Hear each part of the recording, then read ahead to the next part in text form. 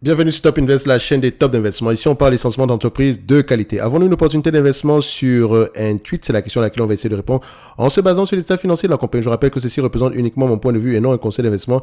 Et comme d'habitude, je me réserve le droit de me tromper. Donc, on en a déjà parlé à 372 $ l'action.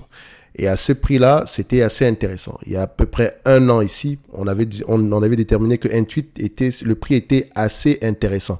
Oui, je sais, on voyait 47 fois les bénéfices, etc. Mais je vous laisse aller voir cette vidéo-là. Maintenant, en date d'aujourd'hui, on a à peu près 518 $ l'action. Donc, 572 ici, 372 ici. Donc, on l'a à peu près eu au point le plus bas, hein, si je ne me trompe pas. Très bien, très bonne chose. Je ne vais pas acheter d'Intuit, d'accord? J'aimerais préciser ça ici.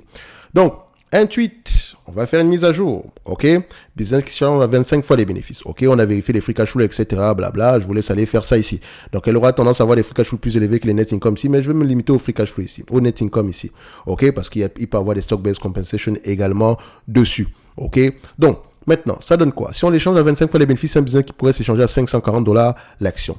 Actuellement, elle coûte à peu près à 519 $ l'action, donc à près de 35 fois les bénéfices. OK? Donc, on prend pour quelqu'un qui va le limiter ici uniquement aux bénéfices nets attendus cette année-ci. Il va dire, oh, c'est surévalué. Mais attention, n'oubliez pas la croissance. On s'attend à une croissance ici de 14%, de 14% ici en moyenne 2024, 2025, 2026. OK?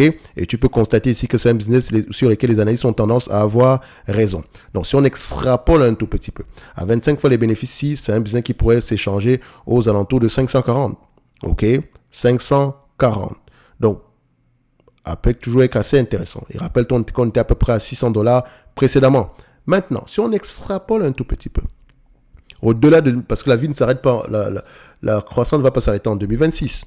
D'accord? Au-delà de 2026, on s'attend à peu près à, 14% en moyenne sur les années à venir. OK? Donc, d'ici 2030, à 25 fois les bénéfices, on peut être à 939 $ l'action. 25 fois les bénéfices. Mais attention, il ne suffit juste pas de prendre 25 fois les bénéfices, 10 fois les bénéfices et jouer avec et voilà, l'extrapoler dans le temps. Il faut aller regarder ici la taille du marché, d'où est-ce que ça va provenir.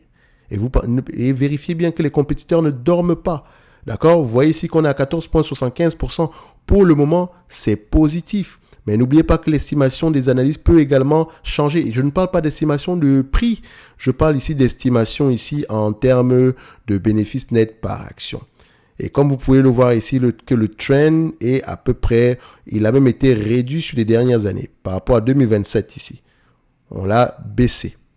OK? Donc, c'est fort possible.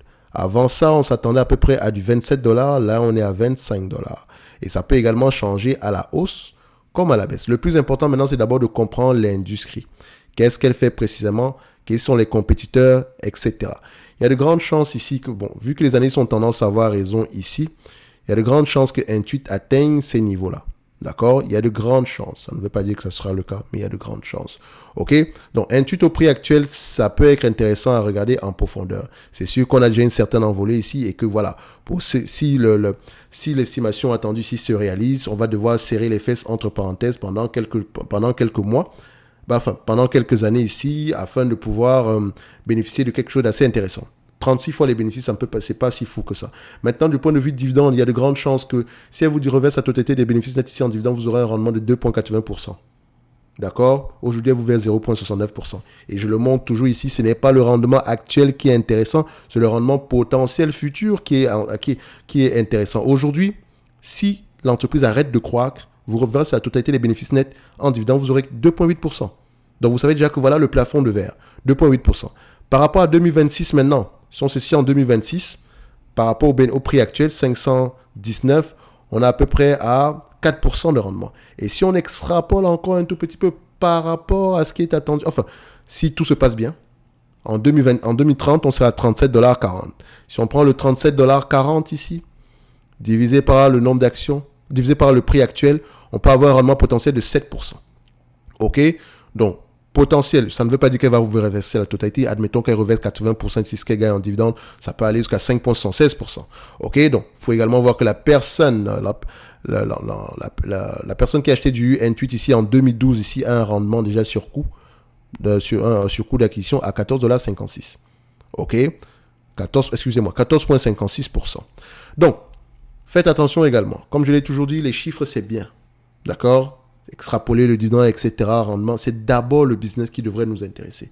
Donc, si un tweet vous intéresse, allez-y lire les rapports financiers.